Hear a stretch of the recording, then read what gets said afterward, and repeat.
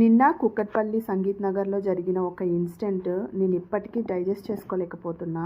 Phone open చేస్తే చాలు యూట్యూబ్లో అన్నీ అవే వీడియోలు. ఒక ఆడపిల్ల తల్లిగా నాకు చాలా భయమేస్తుంది. అసలు ఆడపిల్లలకి ఎక్కడ కూడా రక్షణ లేకుండా పోతుంది. ఇంతకుముందు ఒక్కదాన్నే బయటికి పంపిస్తే క్షేమంగా తిరిగి వస్తారో లేదో అన్న ఆలోచనతో ఎక్కడికి పంపించే వాళ్ళం కాదు. ఇప్పుడేమో ఇంట్లో ఒక్కతే ఉంది, క్షేమంగా ఉందో లేదో అని కూడా భయపడాల్సి వస్తుంది.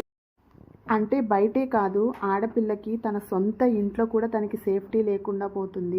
ఇంట్లో వాళ్ళు ఎక్కడికైనా బయటికి వెళ్ళేటప్పుడు పక్కింటోళ్ళకో ఎదిరింటోళ్ళకో చెప్పి వెళ్ళే వాళ్ళం చూస్తూ ఉండమని. ఇప్పుడు పక్కింటోళ్ళని ఎదిరింటోళ్ళని కూడా నమ్మలేకపోతున్నాం. అసలు ఎవరిని నమ్మాలో కూడా అర్థం అవ్వట్లేదు. చిన్న పిల్లని అంత దారుణంగా చంపడానికి వాడికి చేతులు ఎలా వచ్చాయో అసలు. అయినా పేరెంట్స్ మీద కోపం ఉంటే పేరెంట్స్తో చూసుకోవాలి, కానీ చిన్నపిల్ల జోలికి రావడం అనేది ఎంతవరకు కరెక్ట్?